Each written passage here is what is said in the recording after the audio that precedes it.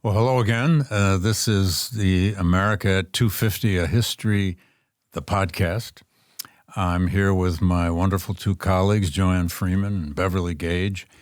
We're meeting today on September 11. Always a day of somber commemoration and a reminder that history never stops happening. And we've already addressed our students, virtually all of whom were not born by 9/11, and the other half of the people attending, of course, who remember something like 9/11. We're living a particularly precarious political moment, and that, again, is a recognition that one of the reasons we do history is because it just never stops happening. Today, we're going to discuss Joanne's two recent lectures, which were roughly put on the Articles of Confederation and the emergence of the U.S. Constitution, huge subject. And we're going to take up also some of the readings as best we can. Joanne, you made a point at the very end of your last lecture that this whole period of the coming of the American Revolution, the creation of the Articles, the first structure, and then, of course, the move toward a U.S. Constitution, as crooked as it was in terms of a historical path, is a time when the founders of this republic were trying to decide and then determine whether humans could actually govern themselves. I thought that was a great idea to end on because it's kind of what they were trying to do all along, especially once they'd won a war and had to demonstrate to the world, so is this republic going to last or what? What do you mean by that? Well, it's easy to forget how experimental what they were doing was, and certainly how much they thought about how experimental it was. It's a world of monarchies, and these people are, and particularly when now you're beginning to talk about the Constitution, they're trying to create a different kind of government that has public opinion, the public, at its core, at its heart. That's like as I said in the lecture, the beating heart of our government is the public and public opinion. And that's just different from what had happened before, and it's unclear what that means. And not everyone is equally charmed as to that fact that that's happening. And actually, next week when we begin talking about the 1790s, we'll be talking in part about people who are more happy with a more democratic government, people who are less. So all of that in their mind is along the lines of the question you just asked me. Can we actually do this? Like, can this actually work? These are all some of the things that fascinate me about the period, because not only are they thinking about that, but they talk about it. It runs through everything they do. There's like a tension and a fraughtness because they understand that at any second it could all collapse. Well, one of the things that was striking to me about the Federalist Papers, I did it. I made the big mistake. Federalist Joanne's essays. shooting daggers at me across the table. Okay, they are to call them not essays. the Federalist Papers. It is just the Federalist. Federalist. All 85 of the Federalist. Or essays. Essays. Okay, we can call them essays. But we usually turn to these as highbrow disquisitions on reason and reasoned government and checks and balances and these sets of abstract questions. But if you sit down and read them, and particularly read between the lines, there's this fear there, right? If this doesn't work, we're really screwed. And these two words keep coming up that I wonder if you could reflect on. One is tyranny, and the other is anarchy. And these are kind of the two specters that are looming out there if this thing called a process that you talked about in lecture or a constitution isn't going to work. Right. And those are the two ends of badness that are looming out there. Either things loom back towards a monarchy and tyranny in some way, or there's just going to be anarchy and everything's going to be out of control, and in one way or another there'll be no government. So in their mind, and it's good that those words are floating throughout because those are very real concerns for them, that those things, there is underlying those essays some fear. Now, of course, as you suggested, that Federalist essays are kind of a commercial advertisement for the Constitution. They're trying to sell people on the Constitution. So the goal is to make the Articles of Confederation seem really scary and, inept and incompetent, and the Constitution is the way to go. But even people like Hamilton and Madison, who are really strong nationalists in this time period, part of the reason they're writing the Federalist is their fear that this might not happen. And if it doesn't happen, then what happens? So, you have Madison and Hamilton frantically churning out these essays, going into newspapers, coordinating express riders between Virginia and New York so that they can stay up to date on what's happening. Week after week, they're at their desks writing these essays. Some of them are first drafts. Yeah. That always kind of They kills just send me. it in. But part of I'm like, oh, come on. They hit their send button after only one draft. Right, I was going to say they were actually made for the age of social media. Yeah, 'cause you could- It's true. All right, Articles of Confederation. Before we throw it in the dustbin of history, you have a soft spot, I think, for the Articles because you should explain that, but it's always there in the middle between the Revolution, between the Declaration of Independence, the Revolutionary War, and then, of course, the great Constitution. But Articles of Confederation. Yeah, but my God, they have a sort of government that lives under them for years, even though they didn't ratify it till, I think you said 1781. What were the Articles again, and how did they function or not function? What did they at least lay down that the founders then of the Constitution could work with? And why did they get a whole lecture? Oh, yeah, the little old Articles. Yeah, those little old articles. Okay, maybe I'll start with why I think they're important, which has to do with why I do think I'd never thought about the fact that it seems like I have a soft spot for the Articles, but I do think. Well, I took it that way. I Maybe kind I'm of wrong. like that. No, Oh, it okay, kind of, okay. I have to think about that. I have to process that. But I do think, just as you said, right, they're, dismissed. They're not thought about. They're a failure. They're a training wheel government. But the thing is, you just suggested it in the end of your question. Unless you understand what they were and what they were trying to do and why they failed specifically, everything that comes after it, even just the Constitution and the Constitutional Convention, doesn't fully make sense. You can't understand how they got to the Constitution and how radical the Constitution was and what a big deal it was for them to do what they did in drafting the Constitution unless you see what the Articles were. And, they themselves describe what they are. They create a league of friendship. League of friendship. Yeah. And so, the point of Which the after the Articles, games are over, they can go home. Thank you, friend. I appreciate it. Played a good game. Let's Yeah, go exactly. Pretty much. They were in a revolution. They were breaking away from a monarch. Yeah. So then they managed to break away from a monarch, but they were very worried about rights, about privileges, about who they are and what their states are. Remember that their colonies sort of in a way were like their country. So the Articles really preserve the essence of the states as centers of power. And there are rights. only certain powers that are given to the Confederation Congress, which really doesn't have a lot of power anyway. So it makes perfect sense as a first try at a national government. And it preserves, in all the things it doesn't have, the things that they were really scared of. And for all those out there, including our students, who are at times wondering why states' rights is so powerful in our polity, you kind of need to go back to this origin because the thing is born of the states. And we may not like it. We have a terrible history with states' rights in certain periods of our history, but it's just part and parcel. It's inherent to what they it's experience. scary. And it's not going to go away with the Constitution. No.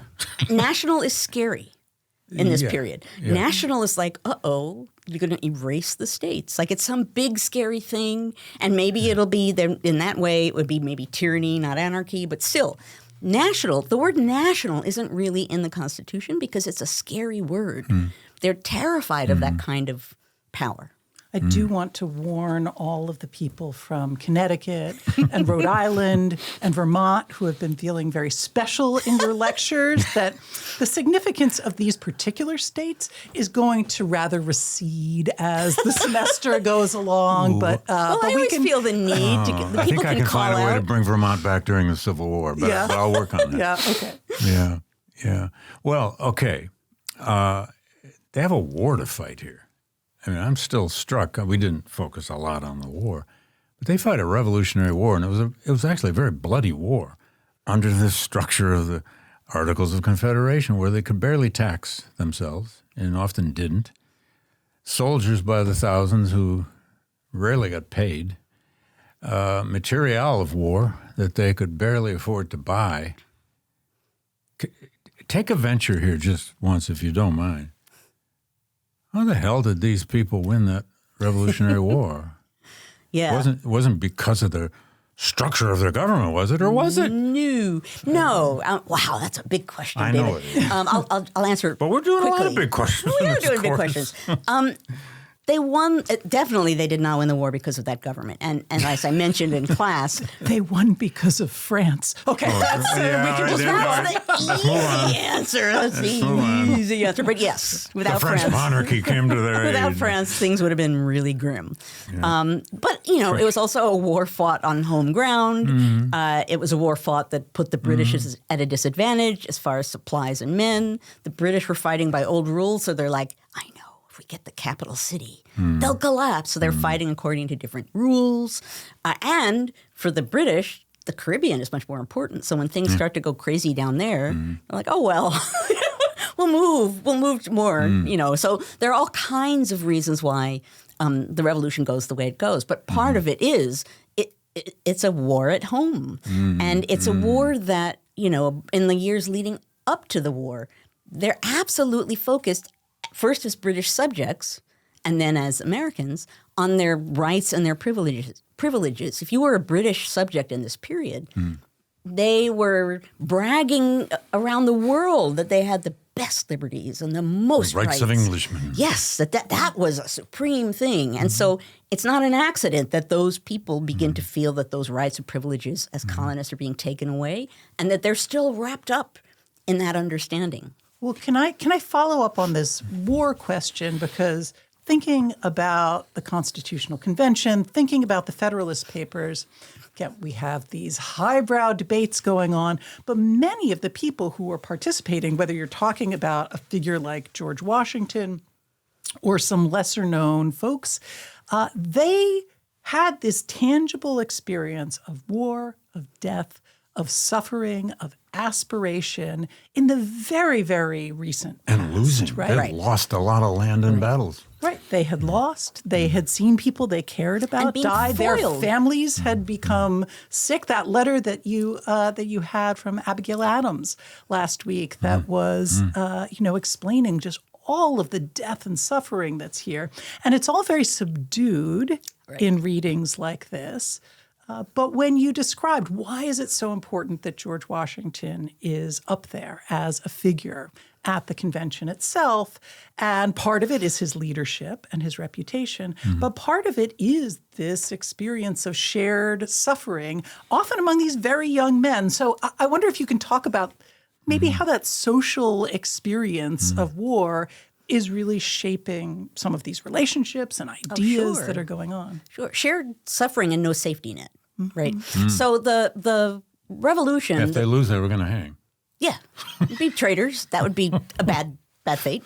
The people who, in one way or another, served at headquarters with Washington or around headquarters, along the lines of some of what you're saying, it's not enough in a way to say they could see that the Congress was not powerful enough. What they saw was, we can't get blankets. We can't get food. So aides from Washington's headquarters are knocking on farmhouse doors to try and get supplies because they can't feed and clothe They're looking for soldiers. a hog they can slaughter. to feed themselves. They can see and feel in a very real way everything the Congress can't do. constantly. So it's not an accident that a lot of those people, Hamilton comes right out of that, Washington comes out of that, I guess Henry Knox is another one of these guys. They come out and they immediately become, we need a stronger government. But it's for all of the reasons you're suggesting, because this isn't a highfalutin, ethereal conversation about, theory. Mm-hmm. It's very real. They felt and saw what the government couldn't do, and it was almost everything. Mm-hmm. So they have that sort of in there. It's a visceral kind of understanding that didn't work, and we fought a revolution, and all of the things that you just mentioned happened with bloodshed and suffering. And if we don't get this right after the war, why did we do that? Mm-hmm. Like, this is the moment where we can stand up and live up to what we think we're capable of doing. And how does that make you reflect on what we all know has been a long debate among historians? How radical was this revolution? Or was it in the end, a pretty radical break from monarchy and from Great Britain and for certain liberties? And yet in the end, they have to put it all back together in a very conservative way, say some. So help out our many listeners out there on this question. Do we think of the American Revolution as pretty radical because, it won? We became a republic, and oh my God, the republic is still here? Or it's more complicated. How radical was this revolution? Where do you come down on that? Well, I know that's too big a question. It is a big question. People have only been debating this for forever. 250 I'm going to years. answer like a historian. And there's a graduate student somewhere right now answering it in his or her orals class. Probably. I'm going to answer like a historian. Oh, that's allowed here. Thank you. Yeah, Depends on how you're defining radical. Right? Uh-huh. So if you're thinking about radicalism as new ideas about society, new understandings of the connections between people, I suppose in a general way, you might argue it's radical. However, Gordon Wood wrote a book titled The Radicalism of the American Revolution, and the response to that book, so if people are interested in this debate, reading the book and then going to the William and Mary Quarterly, and there's a forum on the book, and people writing essays in there are saying, really? Yeah. Like, let's talk about women. Right. Let's talk about Black Americans. Right. Let's talk about who doesn't have any rights at the end. In the Let's talk about 1950s, society. no one would have responded that way, but they are now. Well, right. That there are so many ways in which you can say, what does radical mean? Yeah. And interestingly, years and years and years ago, I took part in a conference, and it was historians of the American Revolution and historians of the French Revolution. And we were together in a room talking about similarities, overlap, things that we could. And what we discovered was, the American Revolution people were like, compared with that, we were pretty civil, all told. And was it? At least we didn't do that. Was it not? Was it a social revolution? Was it not a social revolution? What does that mean? Was it a political revolution? So these are really big questions, but they're not necessarily settled questions. But it is true. I think you can't declare that the revolution is radical without really asking a lot of these questions. Right. And getting beyond just the act of declaring independence, which was a bold move. Risky. Okay. But before we get to this glorious Constitution, a lot of events happen. Stuff happens. Said the historian. Stuff happens. Events happen. And by the time these 55 people are going to meet in Philadelphia, they got other things quite immediate that they're worried about. Rebellions, conspiracies, and so on and so forth. Let's dig into that a little bit, because that seems to be, it's got to be on their minds when they get there. We got to do something so that X, Y, and Z don't happen again. Right. So yes, that's something. We have to do something. Something has to happen. We'll lose the moment on the one hand. On the other hand, bad things are looming out there. And on a third hand, if we could say, one hand, another hand, and yet another hand, they're thinking about their home state. They're thinking about, one of the interesting things throughout this period, particularly, again, we'll talk about this in the 1790s, but people see like, okay, the Constitution created a new government and then it went into effect. And George Washington was the first president. And wouldn't it be exciting to be in that government? And the fact of the matter is, generally speaking, people did not want to serve in the national government. What was it?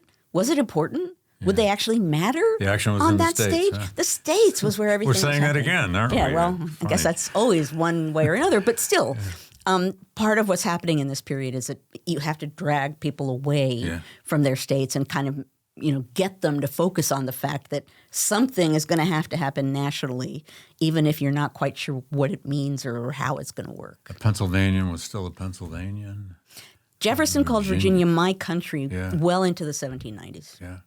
Well, I wonder if we can get into some of the details. So last week in your initial lectures, you suggested there are words that in the 18th century don't mean what we think that they mean today. And as I was going through and rereading the Federalist essays, I was noting some of these words. Right. So one of the standards is democracy versus republic. And for a while, I would say maybe 15 years ago, it was sort of a hotshot thing to say if you wanted to be in the know, to be like, this country was not founded as a democracy. It was founded as a republic. Right. And then hopefully that's played itself out, although maybe it's still Not so Different much. sides now on that one. Right. Yes, there Trust are different me, sides not on this. so much, Exactly. Okay. I must just be less in that debate than I once was. But we have those terms to talk about and what they meant at the time, maybe some of their ramifications.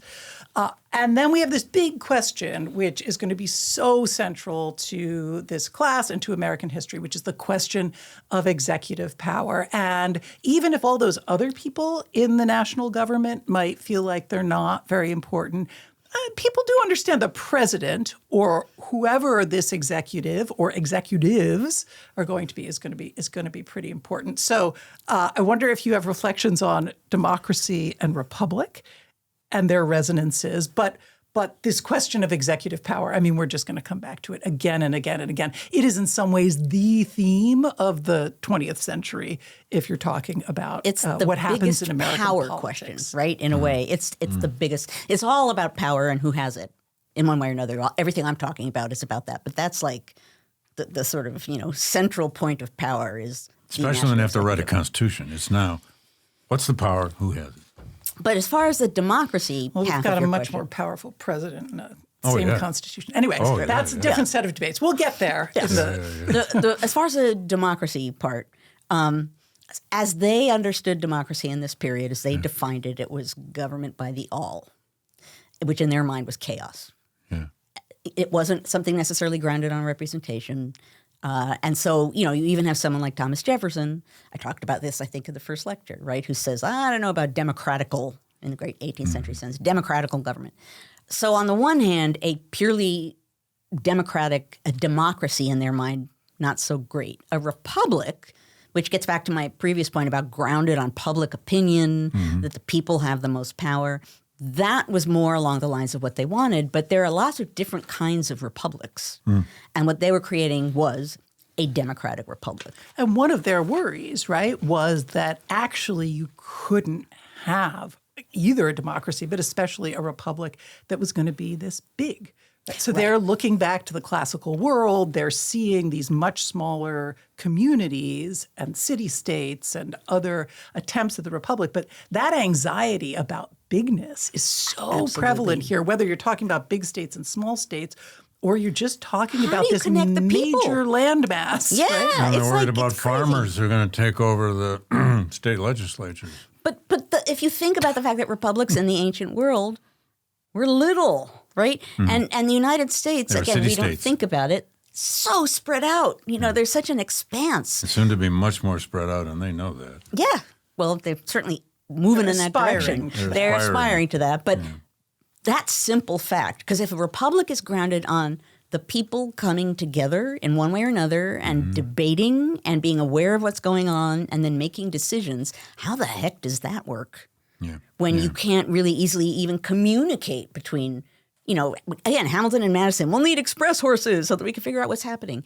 That felt like a really big challenge. So yeah, that feels like a fundamental sort of practical component of how can you make a republic work in this kind of a space, and how democratic should that republic be? So things are falling apart in 1785, 6. 7. And there is this nationalist segment of leadership led by a James Madison and a Hamilton and others. There are the New Englanders who are nationalists. And then there are those who kind of settle back into their hatred of centralized government of any kind. And they don't know, maybe we'll just go on and just be Connecticut, with no foreign policy or whatever. But things happen. Shays' Rebellion, other conspiracies, a break-off of a piece of North Carolina. The wacky 1780s. Yeah, there you go. Okay, the wacky 1780s. That's good. They weren't roaring. They were wacky. They were wacky. And pretty soon there's some growing, I don't know if we should call it a consensus, that they're going to have to get together.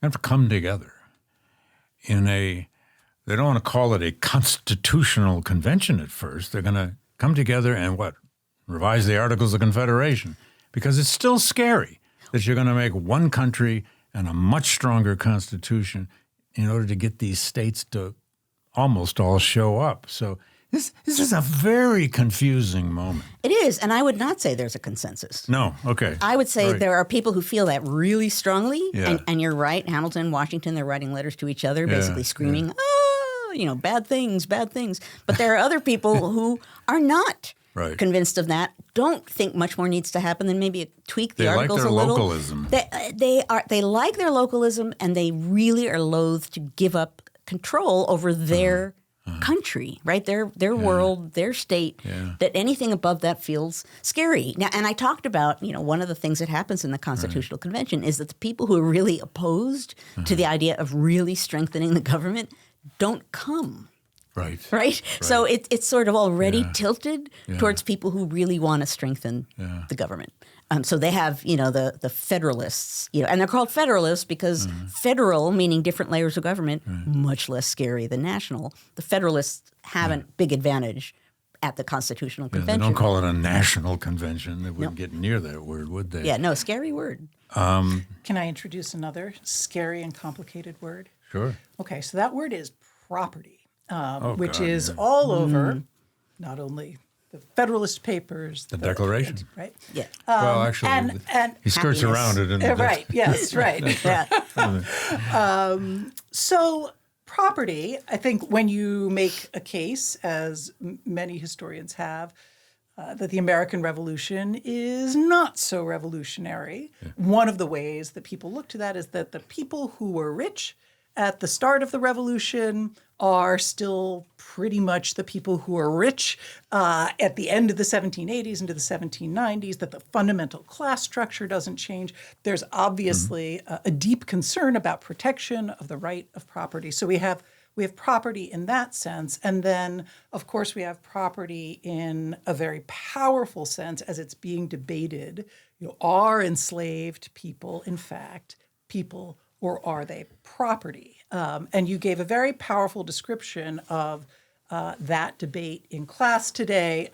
It's in one of the Federalist essays. I'm not sure if we read it for class, but it's worth taking a look. So, property, reflections on property, its meanings in that moment, its complications in that moment. Well, and the complications are huge, right? Because go back to the Revolution, and the colonists are like upset that there's a direct tax being placed on things within the colonies, the stamp tax. Like, wait a minute, property, you're taking over in some way our property, and we don't have a way to object, and we don't have a way to be, represented in a proper way. That in some way, all the way back, they're thinking about their right to their property and their right to have a certain amount of power over their property in a very not necessarily human sense, enslaved sense, but even just in a broad, sweeping object sense. But yeah, then the Constitutional Convention, and we're going to be talking about this, certainly all of your lectures, I think, are going to talk about this, David, is that suddenly at the Constitutional Convention, you have the fact that if you're talking about representation, then what happens to people who might be people and might be property, depending on who you talk to? And depending on the context, right? Exactly. In one legal context. Exactly. Right. Exactly. So they're, Americans are really good at sweeping this under the rug or sidestepping it or ignoring it or pushing it away. As soon as you're talking about representation and counting people, that becomes something that at least is going to have to be looked at. Yeah. And as I talked about today, they don't talk about that very much. As happens so often, they essentially say, ooh, this is a deal breaker. Yeah. It was striking to me, if I can just follow up on that, how many of the things that we think matter so much that are the central concerns, they're often there, right? They're not missing altogether. Things like slavery. But they're interested in a whole different set of the fact that you weren't going to have titles of nobility, right, is much more central to this set of conversations than many of the things that we would care about. And they're really worried about how states are represented. Do states vote by themselves? How does voting happen? How does voting even happen? Well, they have to be. They've got to figure it out. But, you're so right, Bev, ever since the founding, this question of slavery at the core of the Constitution in some ways, more so in the last, let's say, 4 or 5 decades. Richard Wright once said, slavery is America's sore thumb sticking up through the Declaration of Independence. He could have said the Constitution, even more so. There it is, the 3/5. Now, that's a deal made why? Well, it's a deal made, in a sense, to sort of sweep things under the rug, right? The Southerners are saying we want to count all of the enslaved people in the South. And they were adamant at first. Oh, absolutely. And it's a huge deal, right? A lot of New Englanders rose their backs against that. Absolutely. It's going to give them a big advantage in numbers, in representation, in any number of things. Sure. So it makes sense that they're pushing for that, and it makes sense that the Northerners are really upset about that for any number of reasons. The practical political reasons, and some of them because they had serious abolitionist There were leanings. people, like I talked about Gouverneur Morris today, who said, well, this is just immoral. Bruce Gary, too, I think. Yeah. All kinds of people are actually have moral. Even Adams. Yeah. Go ahead. I'm sorry. But that 3/5 is right, because puzzles in their the mind, world in a way. Well, in their mind, given kind of where you were going, Bev, about like titles of nobility, right? In their mind, it's like, well, okay, here's kind of a compromise, right? They get something, but they don't get everything. And so we feel a little bit okay about that in the North if we're not really focused on morality.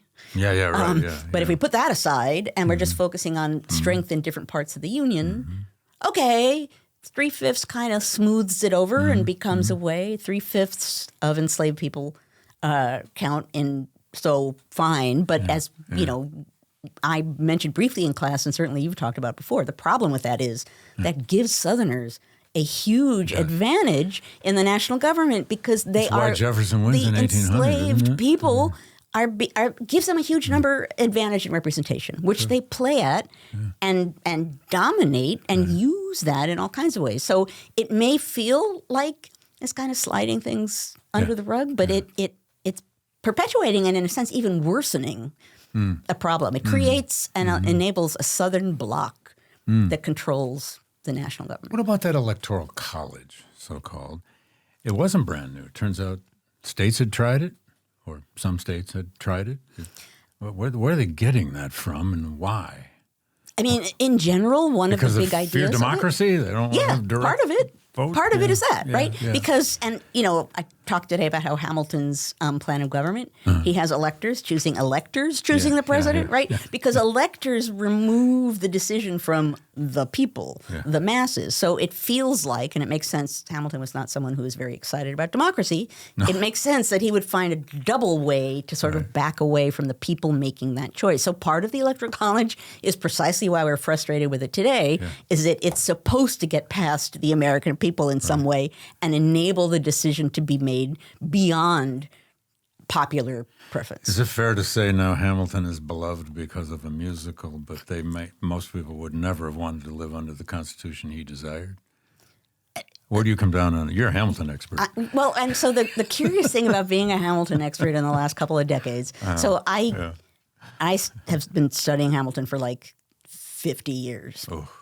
And for a big chunk of those 50 years, he was a villain since I was 13-ish. Oh my God. I know, it's scary. It's scary. I know, I'm the ultimate She's not history nerd. exaggerating. No, I'm really not exaggerating. You had Hamilton on your wall at 13. I had the collect. I had his couldn't have been Brad writings, Pitt yet, was his it? published writings under my bed. Like, ooh, volume 3. No, I'm actually really not kidding. Okay, I believe you. I believe I just you. revealed something about myself. Dark childhood. But my go my on. dark childhood. But now I've even forgotten where I'm going. What was the question?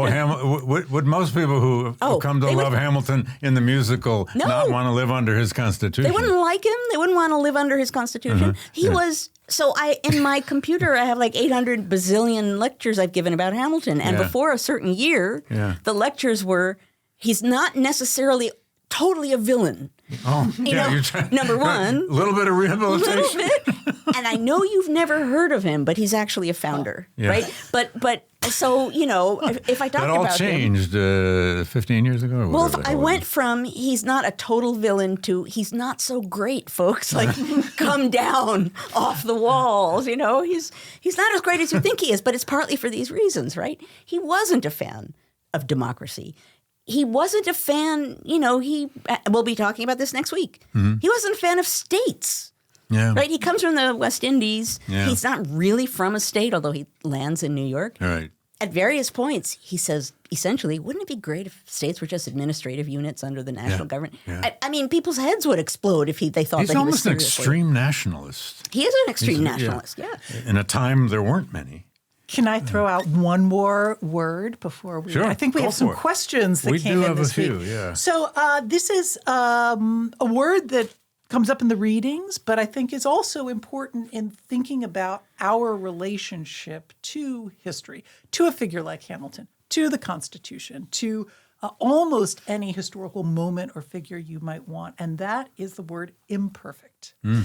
They spend time talking about, we know this is imperfect, but we're going to have to do it anyway because it would be worse not to do it. But this is also, I think, something that historians often wrestle with, that we wrestle with as citizens of the 21st century, looking back to the past. How do you reckon with the flaws and imperfections of the document that was produced of these figures? So how did they think about it? And I guess how do you think about your relationship with these imperfect figures of the past? I mean, certainly, I suppose you could say, the human condition, you strive in one way or another for perfection, however you define it, right? Well, this would be great. This would be perfect. And right now, particularly with politics at a sort of fraught level, people buy into or don't buy into something because it feels to them like if it's not perfect, this is very sort of 18th century-ish, right? If it's not perfect, something horrible will happen. What's interesting in early America is when you look at actually Ezra Stiles, who's president at Yale at the time, any number of other people, Benjamin Franklin, when they are asked to talk about what they think about the Constitution, and actually Hamilton, well, it's not perfect. It's really not perfect. But I don't know what else we can do right now. They were horse trading. They all acknowledge And not when you're perfect. horse trading, you know it's not perfect. They don't know how to do it better. They're going to buy into it for now. They think, anarchy or tyranny are much worse. So they constantly talk about this and readily acknowledge that it's not perfect. Now, the flip side of that is once it kicks into gear in 1789 and starts going, suddenly everyone's like, it's really not perfect. And we've been saying that ever since. Exactly. Yes. Exactly. Back to before we leave the Constitution, and we do have a couple of good questions here from all of you. I don't out want to there. leave executive power either. No, that's what I was going to go to. Oh, okay, cool. Let's come back to that. They bandied about all kinds of ideas for that thing called the president, Yeah. and they do have consensus. They don't want anything really resembling monarchy, although Hamilton may have flirted with it. Hamilton's called a monarchist for his entire life. Yeah. And not without reason at No. times. Okay. But they do create this single-person presidency, although they had other ideas in play.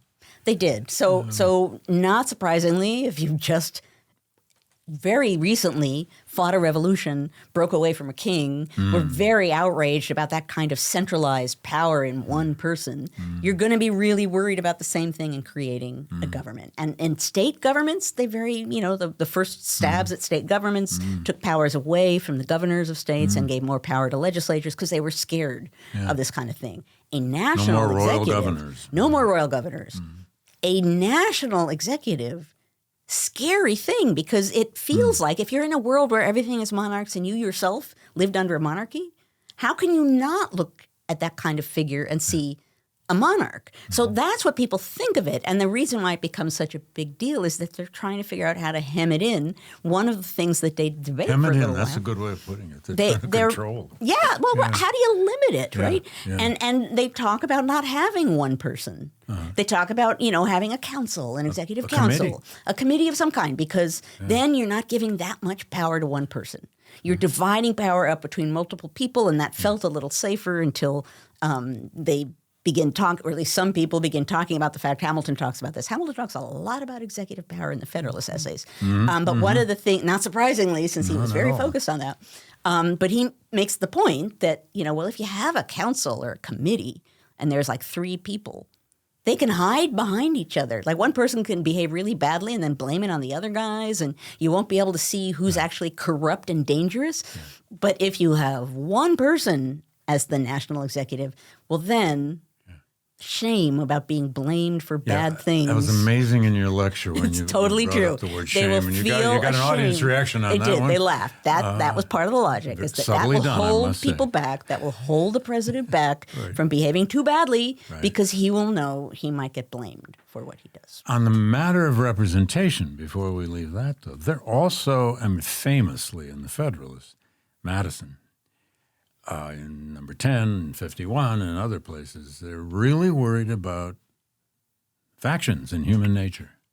And it's I think anyone who reads these essays for the first time has to be a little surprised at how often they use the term human nature. This is about who we are as humans. We're going to fight with each other. Put together a department of academics, they will divide up somehow because that's what we do. Same with the country. They're really worried. So how are you going to, you got on one hand, fear of that centralized executive. Got to contain that. On the other hand, we don't trust people. People are factions by definition. But How this do you gets control them? This gets you to Hamilton, right? Right. Hamilton, and he is extreme. But he has this horrible view of human nature. People are bad. You can't trust anybody to be selfless. He says, so fine, we need a really strong government that will channel selfish passions. And that's how you deal with it. You create a government that will push the people in their natural selfishness in a direction that will help the whole. That's his logic of strengthening the government.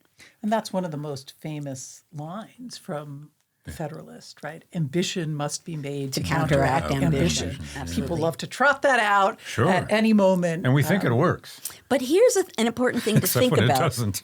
An important thing to think about when we talk about factions is that I think we tend to associate faction as party.